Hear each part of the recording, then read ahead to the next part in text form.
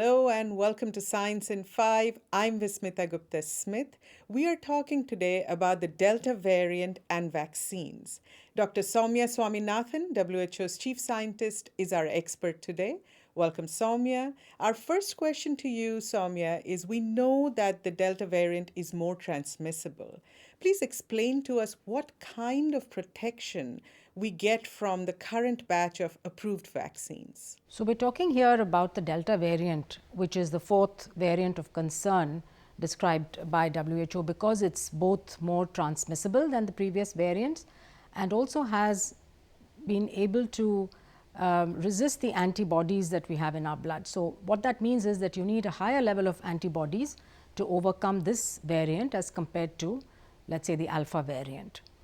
Now, the good news is that all of the WHO emergency use listed vaccines do protect against developing severe disease, hospitalization and death due to the Delta variant. So, there are studies now from countries where there is a predominance of Delta variant to show that people who have been vaccinated are much less likely to end up in hospital.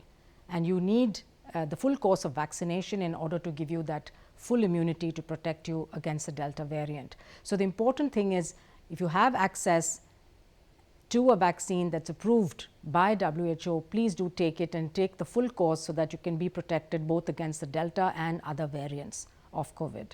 Soumya, explain to us please the level of protection that you have if you have received one dose of the vaccine versus if you are fully vaccinated. So, the main goal of these vaccines is really to prevent severe disease, because what we want is for people, even if they get the infection, is for them to recover from it and not become seriously ill.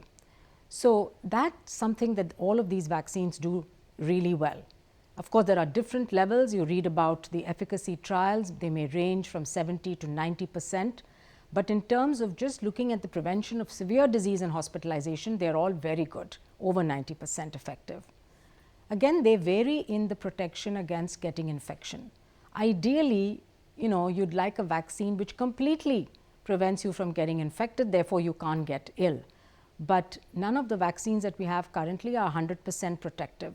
So, this is why even if you are vaccinated, you can get the infection, but the chances are you will get a very mild symptoms or no symptoms at all, and that your chances of getting seriously ill are really, really low. So, Soumya, if we can still get infected and also infect others even after we are fully vaccinated, then why get vaccinated? There are two very good reasons to get vaccinated. The first is to protect yourself from getting severely ill if you catch the infection. We know that there is a certain proportion of people of all age groups who do get severely ill, and you could have a chance of dying from this disease, and this is what we want to protect. So, that is why you want to get vaccinated in the first place.